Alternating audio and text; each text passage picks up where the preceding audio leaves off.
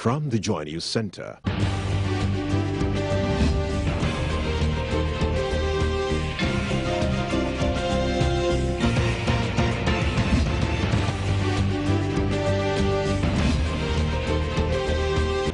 This is News at 8. This is a primetime news bulletin here on Joy News on Multi TV. My name is Israel I. Coming up in this bulletin, government signed $7 billion oil and gas agreement. It says should significantly improve Ghana's efforts to attain energy sufficiency.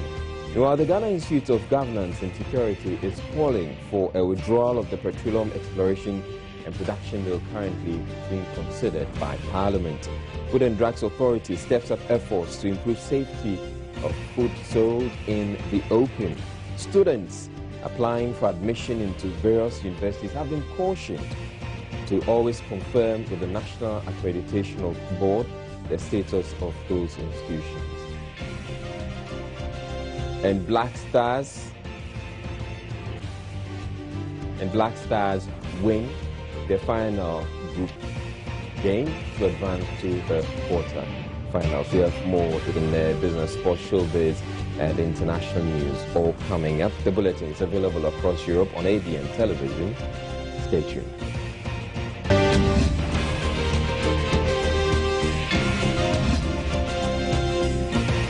News at 8 with Israel Lai.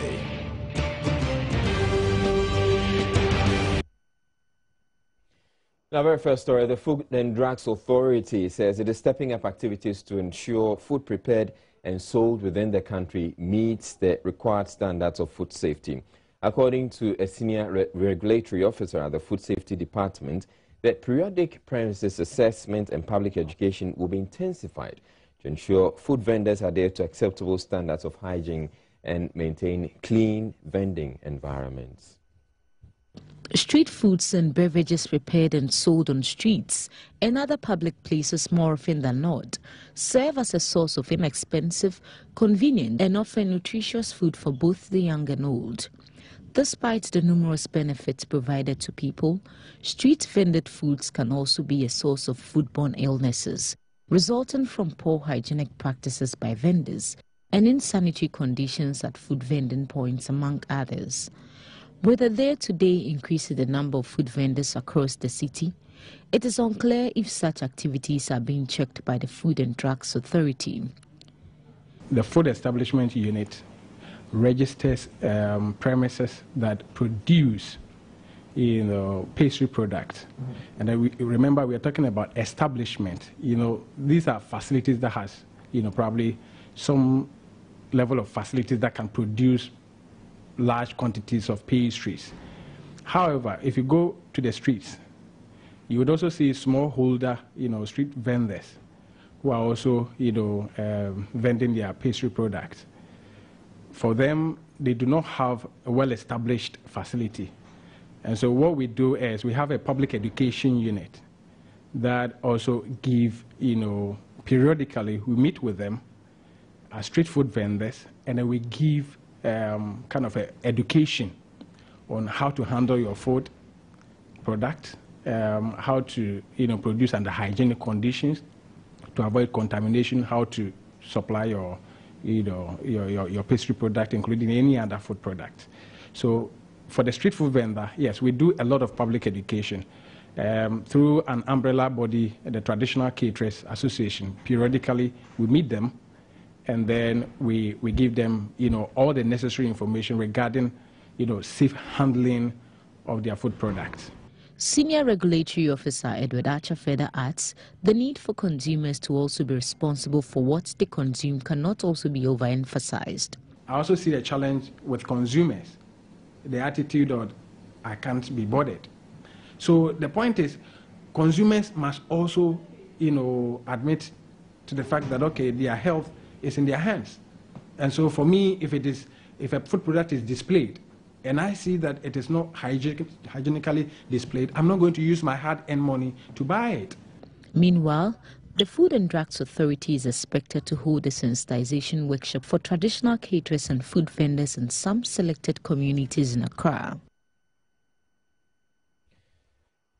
Students applying for admission into various universities have been cautioned to always confirm with the National Accreditation Board the status of these institutions.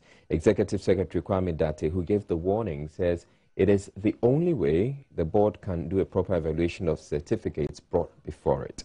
This caution comes after the recent Pentecost University case, where the graduation of 11 BA communication students has stalled due to accreditation problems.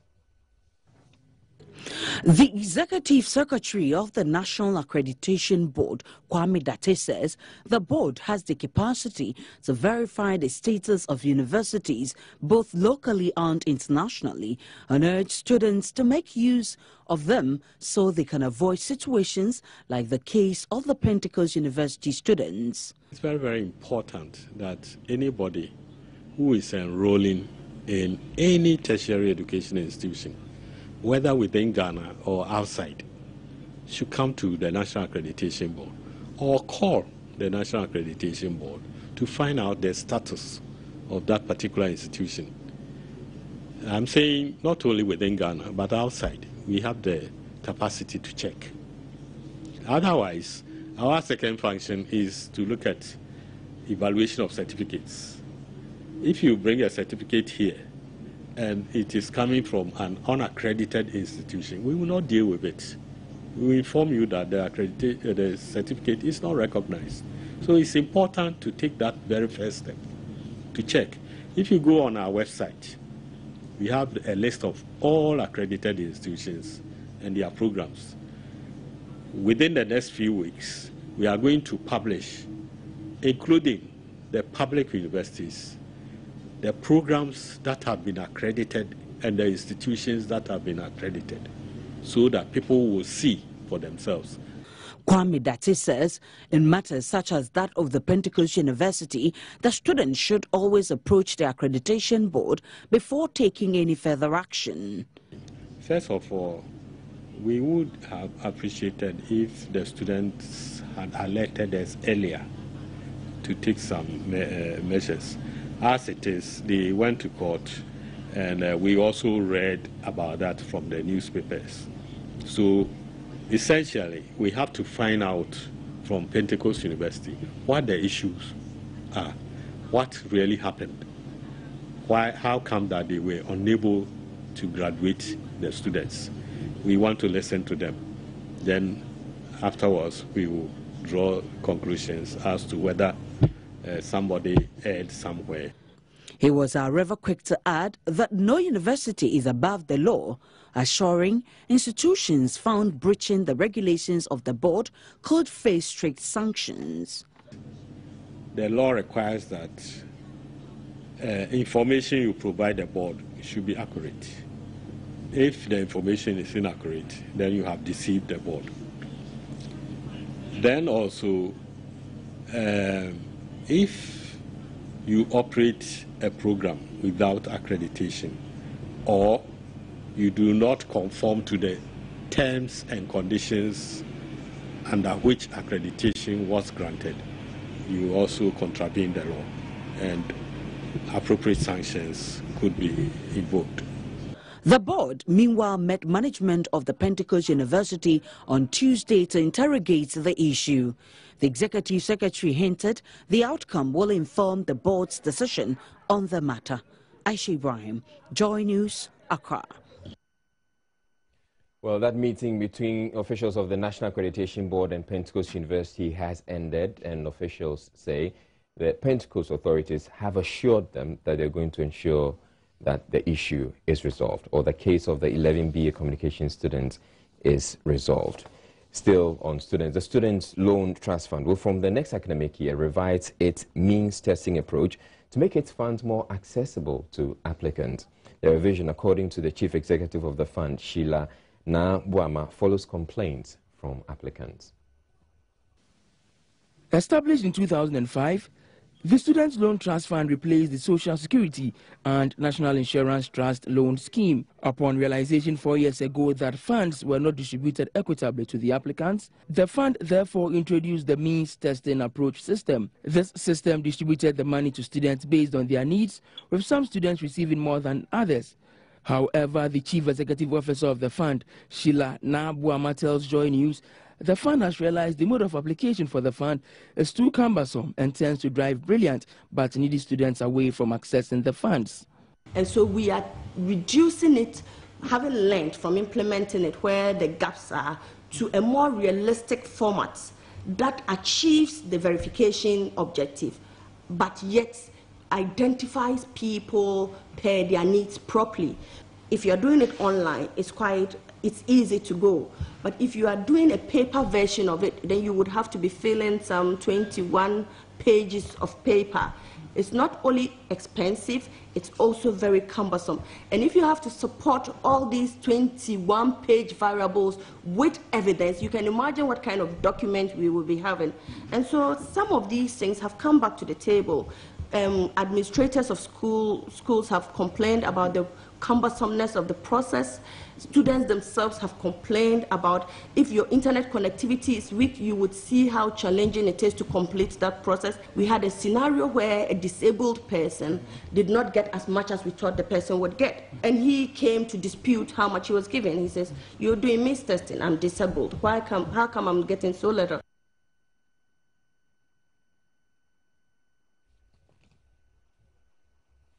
Now, when government decided to name streets in various communities across the country, it was to enable easy identification of properties, especially for emergency services.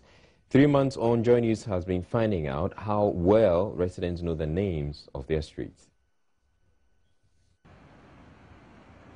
The port city of Tema falls within the Tema metropolis, one of the administrative zones which took the recent street naming exercise quite seriously. Almost all of its streets have signposts bearing their names. Though they've been there for weeks, it appears not many residents have taken note of their streets. Now then, I won't even say, I will per se will invite you to shop here. Sign our train. oh, now me dey go for bus station there one there is some bus. Say na, mo ba kan ya na me de mani hu so ma hwehwe we city junction so. Okay, inti se si an we hu. Street your friend is saying. If I had the Padmore Street. And then I'm poor, I mean, far. Me who says, I say, Barima Street, and Aqualo, Padmore. And to say, the man with the family Bashani pass on the bear will be bar. Let me a Casabia Street say. Some taxi drivers were, however, able to mention a few names. Republic Street.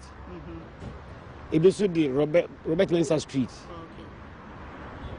And now ebisu the Power Grants Street. They explain their job requires that they take note of these street names. I can recall some, like Joe Menu Road, the Brenya Road, then Padmore Road, then Harbour Road, etc. But normally, passengers when they come, they don't call the road name. They only find some geographical landmark and say I'm going to this place, this and that. But it's now that I think people are getting known to. Both the Padmore and John Saba streets lead to the central business district of the city. Some business owners say they will start using the street names when directing customers. The first thing that I'll show you is Monkwadi Runabout. After Monkwadi Runabout, then you turn your right. After your right, then you ask that you are going to community center.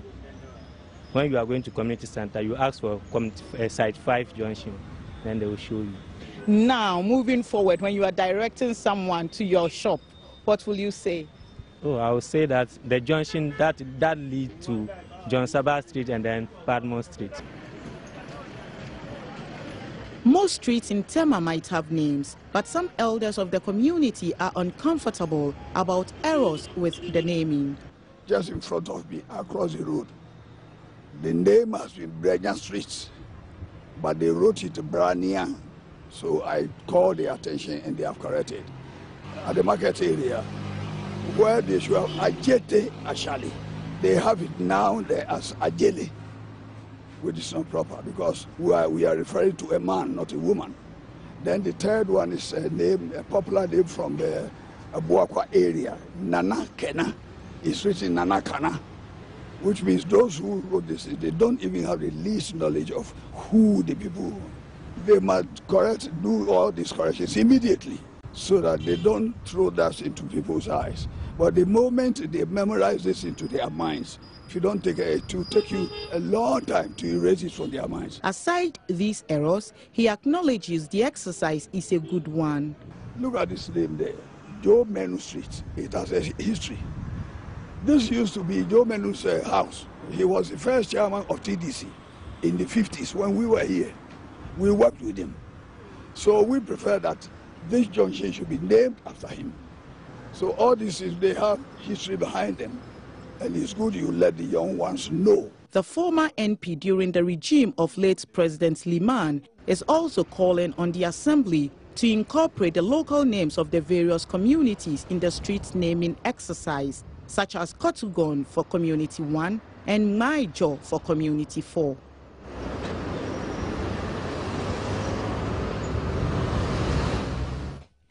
"250 national service persons are undergoing a 2-day training workshop on data collection for a waste bin distribution project. The National Waste Bin Distribution Project is a local government ministry initiative aimed at encouraging proper waste disposal in the country.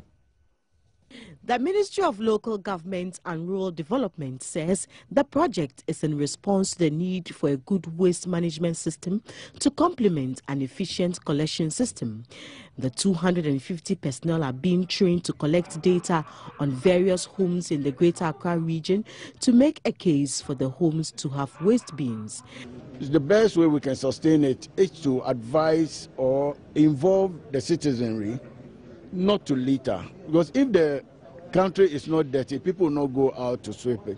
So we want to collaborate with national service persons so that they go around, take a data of all households in Ghana, so that we provide them with free litter bins. Since we have been collecting the refuse, we provide them with free litter bins. They put in their litter, and then we come and pick it away. There's not going to be a hassle for you to walk any distance to throw away your litter. We'll give you a free litter bin, you put in your litter, and we come and take it out from you. 10,000 bins are on standby for distribution, according to Isaac Dupe. Each personnel will be provided with a smartphone for the data collection so they can send their findings to a central data system. Okay, actually the local government wrote to Statistical Service for them to release some field people who are experienced in the field work to us. So they called us yesterday to come and help supervise the whole activities. Okay, I'm supposed to work with about 20 enumerators on the field. So I'll guide them as to how to know their boundaries, their location, and where they will be going to. I'll also log in. I'm supposed to log in on their tablet before they go to the field. When they get the data, I'm supposed to send the data out to the head office as well. The 250 trainees are the first batch of personnel who will be trained across the country. This is the Primetime News Bulletin here on Joy News on Multi TV. We'll be back.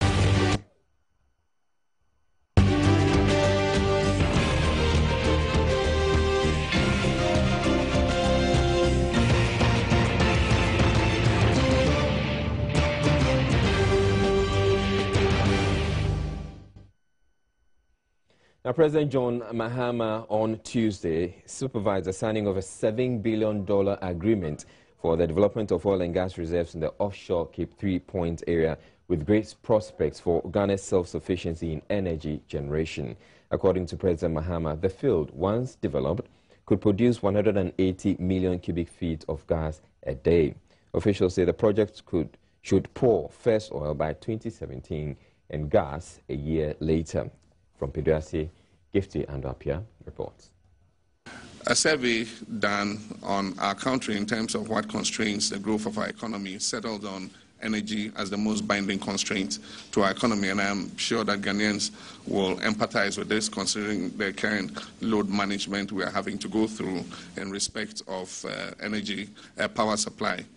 And so this should be a bit of very good news for Ghana going forward, that it would help to stabilize and ensure that Ghana has sufficient power to keep our economy growing at the pace at which it has been doing for several years now. The agreement was signed between the government of Ghana, ENI and Vitol Petroleum. Energy Minister Ama Kofi Boa said the reserves hold some 1.15 trillion cubic feet of gas and 131 million barrels of crude oil. That we have concluded all the negotiations leading to the implementation of the very strategic ENI's OCTV project that will see Ghana getting 1.15 trillion cubic feet of gas and 131 million barrels of oil. We are able to say that this negotiation and the gas that will be produced will be focused on our power sector to address our critical constraint to this economy, which is ensuring that we have access to electricity for industries and jobs. Chief Upstream Officer of ENI, Antonio Vela, was hopeful Ghanaians will soon appreciate the depth of relief this project will bring to its power sector and the economy. It has not been the easiest path to reach today's celebration. Months of difficult negotiation with very sticky moments could have not come to an end without the determination and strong willingness by all the parties to make this project happen. With a start-up in 2017, a peak production of over 80,000 barrels of oil per day, of oil equivalent per day, envisaged in 2019, and 1.40 CF of gas fully devoted to the domestic market, the OCTP integrated project has the potential to become a big boost to the Ghanaian economy. This is a difficult time for the oil and gas industry, as you all know. The drop of 60% of the oil price over the past few months is constraining the industry to cost savings and dramatic capex and project cuts worldwide. The fact that we are here today to celebrate the startup of OCTP projects indicates without any doubts the seriousness and the commitment of this partnership towards Ghana. President John Mahama called for a fast-tracking of the development process, especially because of its prospects for the power sector. And so the gas that we expect would be able to power an additional 1,100 megawatts of power, for Ghana. That is more than Akosombo. Akosombo is 1,020 megawatts, and this gas will be sufficient to power 1,100 megawatts. We expect that this field's viable life should last between 15 and 20 years. And so certainly Ghanaians would be very happy about this development. I'm particularly excited about this development, and we would do whatever we can. I know the partners are working together to ensure that we bring this project on stream as quickly as possible. Gifty Andopia, Joy News, Pediasi Lodge, Eastern Region. Meanwhile, the Ghana Institute of Governance and Security is calling for a withdrawal of the Petroleum Exploration and Production Bill currently being considered by Parliament. The bill, which will regulate the upstream oil and gas sector, was tabled before Parliament last year for consideration. The think tank, however, says the bill in its current form is seriously flawed and grossly unfair to Ghana, and therefore the need for its revision before it can be passed. The Ghana Institute of Governance and Security cites the current hybrid system being used, which the draft bill seeks to consolidate into law, as being at the heart of the country's current economic crisis. Now, the foreign oil companies are contractors made away with $9.953 billion, representing 79.5% in the name of investment under the current prevailing system, the modern concession. Lost over $3 billion operating under this hybrid system as at 30th September 2014. This trend will remain forever and extended to other fields adopting the modern concession with little significant change. The Institute, at a news conference in Accra, called for the immediate withdrawal of the draft bill and urged the TUC, religious bodies and the general public to support their cause. We humbly appeal to the President to withdraw the bill. As a matter of urgency, invite immediately an independent international expert in these matters to review the draft bill to reflect production sharing agreement physical provisions. Information and data available to us indicate Ghana could earn between 60 billion and 80 billion from the Jubilee Fields adopting the pure production sharing agreement, as against the 20.269 billion and then 19.39 billion estimated by the IMF and the World Bank respectively. They also call for the immediate review of all contracts and agreements entered into and approved by Parliament under the current circumstances and charge the legal arm to take the matter up in the Supreme Court. We call upon and appeal to the legal luminaries and public interest lawyers of the Ghana Bar Association to proceed to the Supreme Court to test the sanctity of these agreements and contracts in the interest of the present as well as the future generations of Ghana. We also request a review of all existing contracts and agreements so far entered into by the independent international expert to reflect production sharing fiscal regime. There have been similar calls by other think tanks for the withdrawal of the Draft Petroleum Exploration and Production Bill 2014 over the vast discretionary powers given the sector minister. Parliament is expected to pass the draft bill when it resumes on February 3. The Second Lady Matilda Emisatha wants midwives and birth attendants to exercise special care in managing the first 2 minutes breath of newborn babies due to how critical those moments are for their survival. This, according to the Second Lady, could drastically help reduce newborn deaths and also aid Ghana to achieve the Millennium Development Goal 4. She was speaking at the launch and opening session of a 4-day trainer-of-trainee workshop on the Helping Babies Breathe project in Sunyani. According to the World Health Organization, 1 million babies each year die immediately after birth from their inability to breathe. Ghana has a high newborn mortality rate due to birth asphyxia, prolonged labor, and obstructed labor. Statistics from the Ghana Health Services further suggest that 120 newborn babies died in every 1,000 deliveries supervised in Ghana. Helping Babies Breathe, a program developed by the American Academy of Pediatrics, is an evidence-based program aimed at teaching simple interventions that will reduce over 90% of newborn mortality rate. It is being implemented in Ghana by Newmont Ghana Gold Limited in collaboration with Project Cure, a United States non-governmental organization. The Second Lady was not enthused that the newborn mortality rate has not reduced in the last 10 years, adding that the current statistics available is not a true reflection. She stressed there are lots of newborn baby deaths within deprived communities since mothers could not visit any medical facility for their deliveries. Commending Newmont for bringing such a program, the Second Lady asked the implementers to extend it to cover other regions. For her part, the Director of External Affairs and Communications of Newmont Ghana Gold Limited, Adiki Ayitevi, emphasized that the health and safety of people remains essential in the company's operations. She said Helping Babies Breathe is a train-the-trainer model with the goal of those trained to become trainers within their communities. Kojo Beduado is the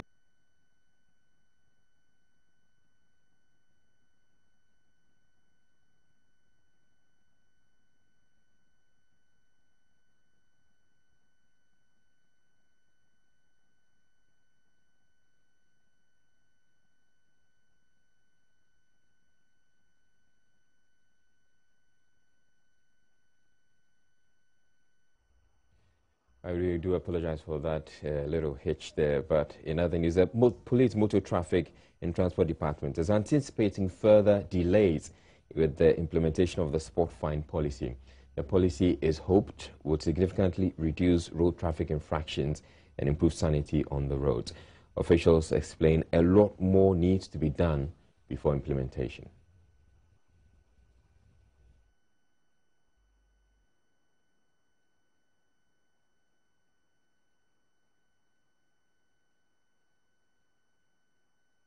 John Mahama has asked General Electric to fast-track the delivery of emergency power supplies so they could be available in the next few months to ease the current energy crisis.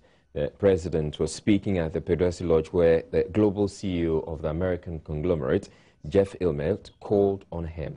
The General Electric boss is in the country to finalize deals for the construction of a 1,000 megawatt power plant. Gifty Andapia has more. The power production project, codenamed Ghana 1000, is to produce about 1,200 megawatts of power, with the first phase of 760 megawatts worth $560 million and the remaining 500 megawatts for the second phase.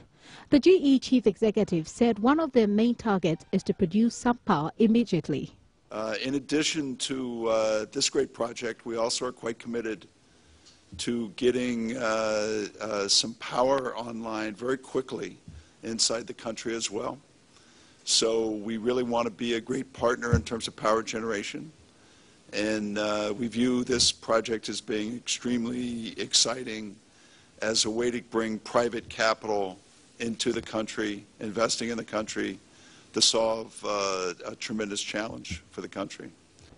President Mahama said the transitioning of GE from equipment manufacturer to a power production firm is a welcome move, since Ghana requires a diversification from fuel as a main source of energy generation.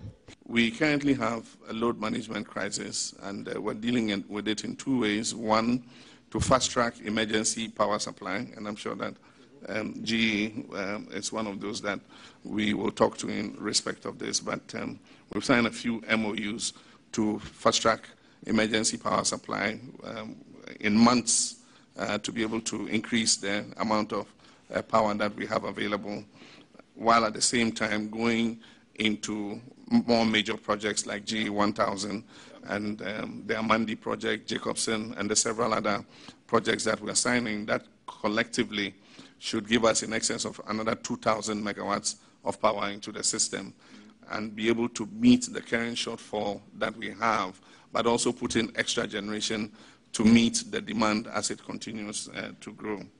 He indicated as part of the recently signed Millennium Challenge Compact, Ghana looks forward to leveraging U.S. financing to become the most efficient power transmitter in Africa. We are going through the preconditions for the beginning of the disbursement of this facility.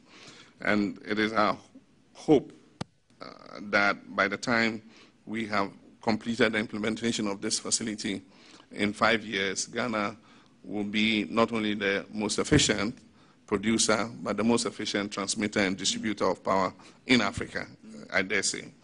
And so it's a good addition to have Ghana 1000 coming in at this time.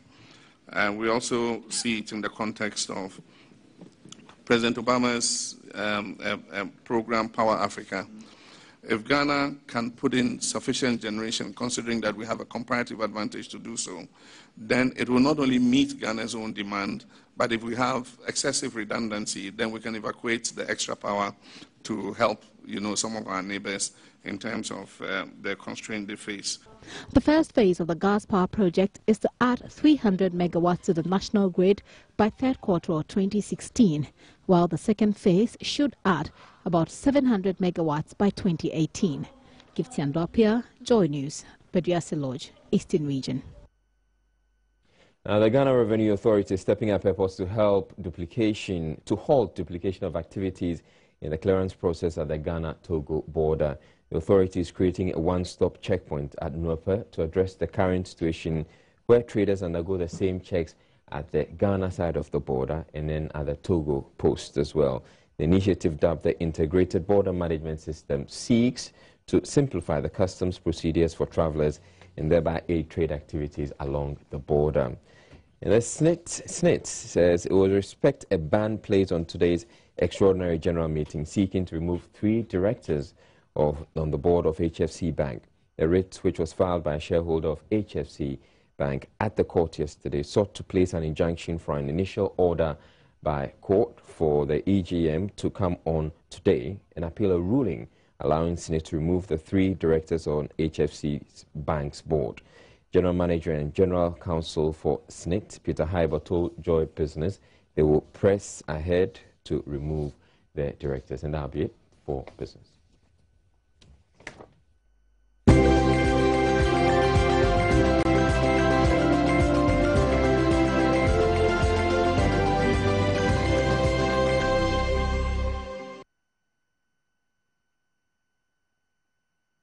Equatorial Guinea. The Black Stars beat South Africa by 2-1 to qualify for the next stage of the competition. There were two goals scored by Ghana were by John Boy and Andre. Here are highlights of the game. So we're underway, the 10th meeting between these two countries. The statistics are on South Africa's side, but the onto the chest. And the shot from Masango! What a goal! What a goal from Mandla Masango! He hit it first time, banged it at the back. In England, he belonged.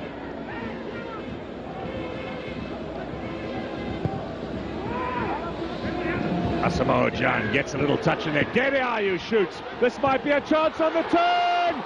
Ghana equalise. John Boy, the defender, has the ball in the back of the net. And in white, they'll be exhausted with all the ball that they've seen here in the second half. Another one drilled in. Goal! Ghana have scored with Gede Ayew. And Ghana now are heading to the quarterfinals. The cross from Atsu. Celebration on the bench. Celebration on the field. And Ghana have the lead. And the Black Stars, have they done it again? Have they come from behind to win and to book their place? They'll know in about 7 or 8 the finals of the Orange Africa Cup of Nations. What a comeback here tonight. Celebration for the Black Stars. Top of the group. And it is South Africa. Meanwhile, the CAF Executive Committee has agreed to relocate the Orange AFCON 2015 quarter-final matches 26 and 27, respectively, to Bata and Malabo. Initially, quarter-final match number 26, scheduled to be played at Beyin on January 31 at 20 hours local time, will now be played at the Bata Stadium on the same day, but will kick off at 20:30 hours local time. Congratulations to the Black Stars for making it to the quarterfinals. And that's it for sports.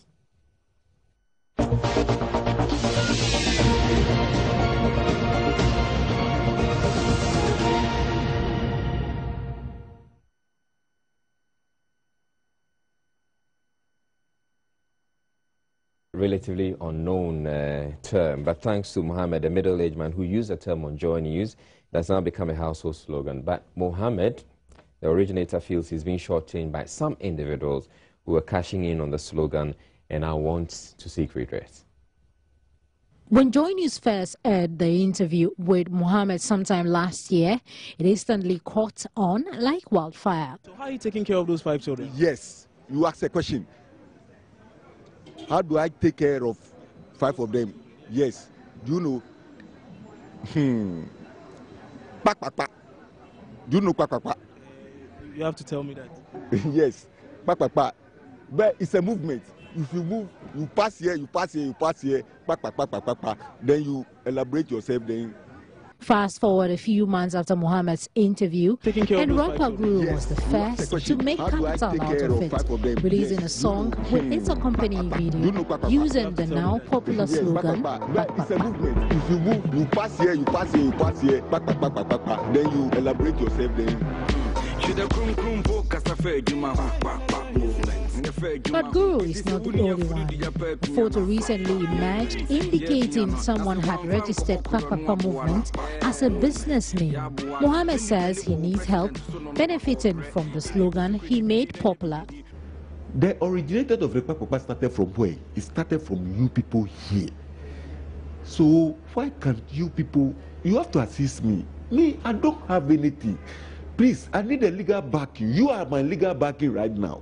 Because if you didn't take time, every morning I'll come and collect my chop on here for my Papa parties. I'm telling you people. Pak, according to Mohammed, is a survival tactic many Ghanaians have resorted to lately in the wake of the harsh economic conditions. In fact, people have decided to do Pak with Mohammed's Pak movement. That's it for showbiz.